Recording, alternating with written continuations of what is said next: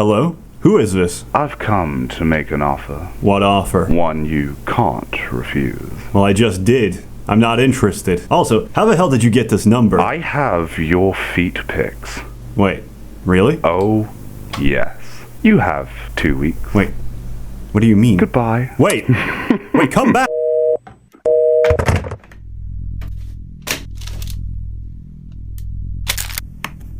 I hope this message finds you well. The pact has been made. Repeat these words to your audience. Play Guardians of Ember, and Seth will come out of this unharmed. Do not try and find us.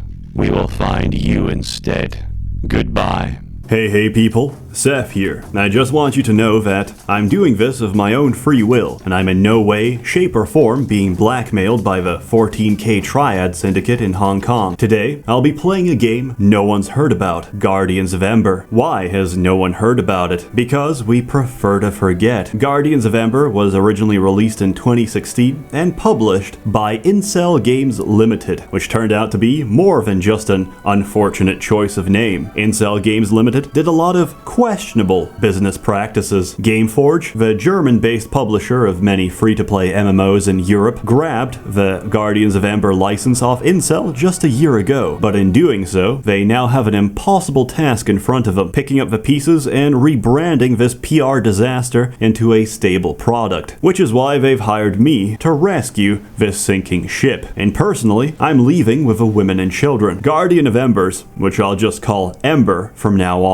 is described as a free-to-slay memorpager and Diablo meets WoW. All I can say is, wow, count me in. As soon as you load into the client, you can tell this game's got all of your typical RPG fanfare. As per industry standards, Ember takes place in a fantasy world loosely based on the territories of Great Britain. Right from the beginning, you're presented with making a character. You can pick between the standard RPG races, the English, the Welsh, the Scottish, and the Irish. Then you have to choose one of the two predefined gender roles on offer, male or female, which are available to all the races, except the Irish, who've undergone a mutation in their X chromosome that has largely removed the male population from their gene pool, replacing them instead with hermaphrodites that don't grow past puberty. I say you can pick a gender for the other races, but between you and me, only a trained anthropologist can tell the difference between a Scottish male and a Scottish female, which is actually defined by the subtle difference in beard size and body fat ratio, with females typically having much fuller beards and higher adipose content due to their preferred diet of Greg's pasties and sausage rolls. Males, in contrast, are much runtier and more aggressive, as they largely subsist on foraged raspberries and leftovers by the apex female. After that, you have to pick from one of 6 different classes, which can be anything from Knight to Dark Knight. The possibilities are endless. There's also these little bars at the bottom to compare their stats. Interestingly, there's a damage bar. The lowest possible value for a damage bar is for the priest, who apparently only does 80% of the damage of any other class. Based on this, I think we can all agree that a priest is absolute trash. I picked something else instead, a ranger. Right off the bat, there's an intense introduction to the game with some beautiful animations. Unfortunately, my computer's integrated NVIDIA G105M processor can't run it on high graphics, so I can only imagine how beautiful they are on max settings. To summarize the plot, there's goblins invading, and we have to kill them. Although, these goblins don't really look like goblins. They look more like pugs or pit bulls. From what I can gather, the antagonists of this game are pit bull owners, or pit mommies as they're often called. Despite making up 6.5% of a dog population, pit bulls contribute to 66% of total fatalities. And in the world of Ember, they've clearly not been spayed or neutered, leading to a vast overpopulation of pit bullies who are more than happy to maul your infant children, and they will unless we stop them. After disposing of these creatures, they unleashed a fearsome troll, which I slayed by standing still and right-clicking. I even occasionally dodged attacks. For some reason, this troll fight has better hitboxes than Dark Souls 2. Miyazaki is a hack, but I'm a paid schmuck, so who am I to judge? After defeating the troll and washing off the thick sweat on my brow, I embarked out out into the great wide world of Ember. I got more skills too. You get skills automatically each time you level. Some of these are pretty good. They can also be upgraded. Bizarrely, upgrading skills can make them worse. Take my bear trap for example. I can spend all my skill points to make it do half a damage. This is much worse for the knight. She can upgrade her cleave to give her life leech. If she upgrades it again, she no longer has life leech. Similarly, she can upgrade her Garen spin to give her life leech as well. If she dares to upgrade it again without reading the description, she'll pay dearly with her life. Truly, Ember forces you to think and consider your actions, since they might end up accidentally killing your character. On top of skills, you also have attributes. These are described as the 4 humors: black bile, yellow bile, blood, and phlegm. And if we've remembered our understanding of Hippocratic humorism under the revised elemental model proposed by Empedocles, then we will also remember the dangers of humoral imbalance. To this end, we will assign our attributes equally to avoid any of the negative temperamental states. To demonstrate the dangers, here's another character I made, an Irishman named Seamus O'Shaughnessy. He died of severe jaundice and got eaten by the family pig. Meanwhile, my ranger had a long and generally healthy life adventuring in Ember. That was until I started jumping. Jumping, combined with my character's small stature, caused me to glitch inside a brick wall. In panic, I tried to jump some more. Instead, I started to sink into the ground. After some time, I accepted my fate and took on my new role as the local tower ghost. I haunted this place. I could never leave. I could only warn others about the dangers of jumping. Some even tried to help me, but I told them I was beyond help. Go, live your life, and don't make the same mistake I did. Life is brief and extremely precious. Don't waste it on smashing your spacebar all day, or you'll end up like me, forever clipped inside this shitty tower. And so, I started a new character, a knight. It was then that I noticed there's a thigh slider on the character creation menu. There was also a buttock slider. I set these to max and made my knight as dummy thick as humanly possible, with a curvy case of lordosis to top it off. I feel that me and Runewaker Studios, despite being thousands of miles away from each other, now share a deep spiritual bond, the sort of bond that transcends our differences in race, opinion, and culture, but unites us instead as men who can truly appreciate the ass. One of the best features of Ember, of course, is that it also works in a window, so I can multitask while playing the game. Oh, looks like this guy is winning. Right, where's that copy pasta? Ember's also got lots of other activities, like fishing, mining, and owning real estate. Mostly, though, you're gonna be killing people and collecting quest XP. So, to fully immerse myself in a world of Ember, I took the time to personally read every single line of dialogue by every NPC, no matter how unimportant they are. It was at this point that I realized that the saddest job in the world isn't being a games journalist, it's being the dialogue writer for an MMO. I'm fairly certain that of the hundreds and thousands of people who've played this game, only 2 of them have actually read the deep backstory and lore of Guardians of Ember. Those 2 people are myself and the writer. This has to change, so let's appreciate some of this intense dialogue together. Bololly has challenged you to a duel. Wait, what is this? Of course I accept. I don't care if you're a child or a 2,000-year-old legal-aged fantasy child. You're gonna get a goddamn beatdown, you lolly hag. Most people just smash the keyboard in situations like this. Instead, I like to do what I call the royal keyboard flush. This technique ensures that your hand is likely to hit most of the keys you're meant to anyway. Naturally, with my superior technique and tactics, I won. Coincidentally, I ran into the same lollies later that day, and we dueled again. Turns out, they're actually one of a few people in this game who speak English. I've seen Portuguese, Spanish, Russian, and Polish being spoken on the global channels in Europe, but never once have I seen English. Anyway, we quickly became great friends. They even invited me to lunch. I couldn't really attend, so they just sent me some instant lasagna in the mail. It was nice, a little moldy, but hey, that's free penicillin. Overall, I had a fun time. I came in with minimal expectations, but the people and the community really make the game worth playing. Also, it's much more pleasant than my last experience with free-to-play MMOs. MMOs, since the last time I played a free-to-play MMO, Lord of the Rings Online, was also the first and last time I tried Israeli hash. I smoked that shit and thought nothing of it. Then I went off to play Lotro with the boys. I told them after some time,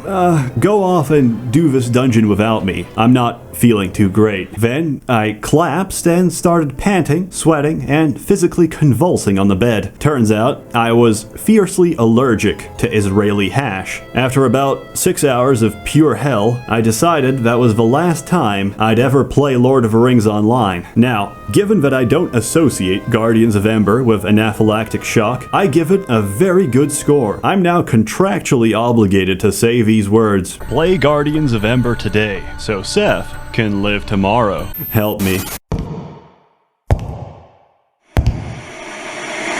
Did he deliver? As well as can be expected. And the merchants? Displeased. But we got what we came for. Good. Accelerate production of a Model 2. This one's getting defective. As you wish, Chairman. Dismissed. Mebeke. What an expensive mistake you turned out to be.